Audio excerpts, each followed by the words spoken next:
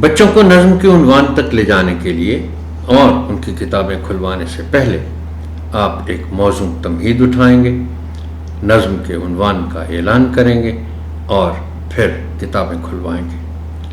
تمہید اٹھانے کے لیے درج ذیل نکات پیش ہیں، تاہم یہ حرف آخر نہیں ہے۔ بہتر سے بہتر تمہید کے لیے آپ کی فکری جستجو جاری رہنی چاہیے۔ درج ذیل سوالات کی مدد سے تمہید اٹھائیں۔ پچھلے سبق میں ہم نے حمد پڑھی تھی۔ حمد میں کس کی تعریف ہوتی ہے؟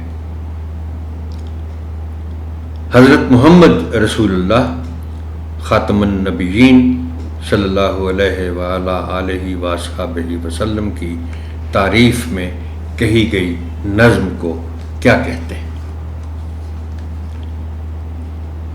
کیا آپ نے کبھی کسی بچے کی آواز میں نعت سنی ہے؟ محترم ٹیچر، میں نے کوشش کی ہے کہ یہ جو سوالات تمہید کے طور پر آپ کے لیے میں لکھتا ہوں تو ان کی ایک منطقی ترتیب ہو۔ جیسے سوال نمبر 2 ہم نے پوچھا کہ حضور صلی اللہ علیہ وسلم کی تعریف میں کہی گئی نظم کو کیا کہتے ہیں؟ انہوں نے جواب دیا،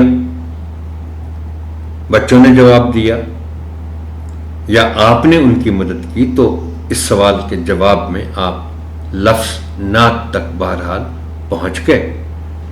تو ان کے نعت کے لفظ تک پہنچنے کے بعد ہی ہم نے یہ سوال پوچھا کہ کیا آپ نے کبھی کسی بچے کی آواز میں نعت سنی ہے؟ پھر آپ پوچھیں گے کہ کیا آپ میں سے کسی بچے کو نعت پڑھنے کا شوق ہے؟ ہو سکتا ہے آپ کو کلاس میں سے کوئی بچہ بتائے کہ وہ نعت پڑھ سکتا ہے، تو پھر پوری نعت نہ صحیح آپ کم از کم اس کو یہ کہہ سکتے ہیں کہ چلیں آپ 1-2 اشعار نعت کے ہمیں سنائیں، تحت اللفظ میں سنائیں یا ترنم کے ساتھ پڑھ کر سنائیں۔